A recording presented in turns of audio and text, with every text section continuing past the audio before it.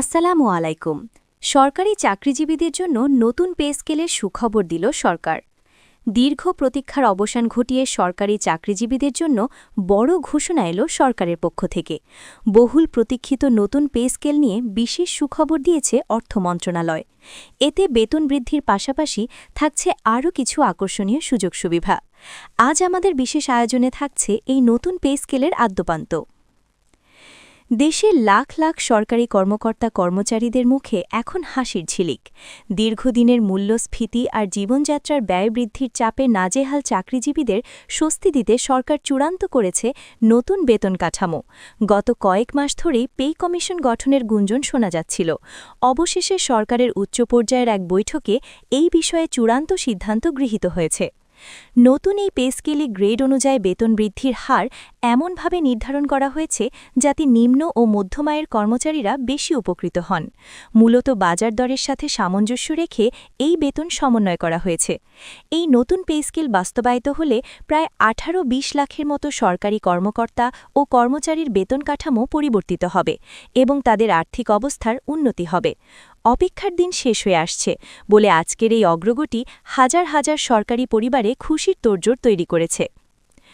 আসুন জেনে নেওয়া যাক এবারের পে স্কেলের বিশেষ দিকগুলো। বেতন বৃদ্ধি সূত্রমতে মূল বেতন বা বেসিক স্যালারি 20-25% পর্যন্ত বৃদ্ধি পেতে পারে। ইনক্রিমেন্ট ব্যবস্থা বার্ষিক ইনক্রিমেন্টের হারকে আরও বৈজ্ঞানিক ও লাভজনক করার প্রস্তাব রাখা হয়েছে।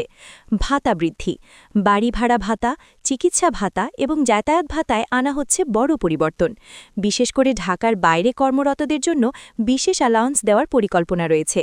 অবসর সুবিধা যারা অবসরে আছেন বা যাবেন তাদের পেনশনের ক্ষেত্রেও ইতিবাচক পরিবর্তনের ইঙ্গিত দেওয়া হয়েছে। তবে এই বেতন বৃদ্ধির ফলে বাজারে দ্রব্যমূল্যের উপর কোনো প্রভাব পড়বে কিনা তা নিয়ে চলছে চুলচেরা বিশ্লেষণ।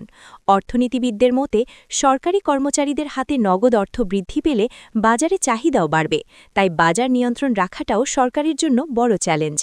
বেতন বাড়ানো অবশ্যই ইতিবাচক পদক্ষেপ, তবে খেয়াল রাখতে হবে যেন এর ফলে কৃত্রিম মুদ্রাস্ফীতি তৈরি না হয়।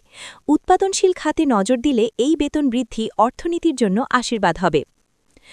নতুন এই পে স্কেল বাস্তবায়িত হলে সরকারি কর্মকর্তা কর্মচারীদের জীবনযাত্রার মান উন্নয়ন হবে বলে আশা করা হচ্ছে। ধারণা করা হচ্ছে আগামী মাস থেকেই এর সুফল পেতে শুরু করবেন কয়েক লাখ পরিবার।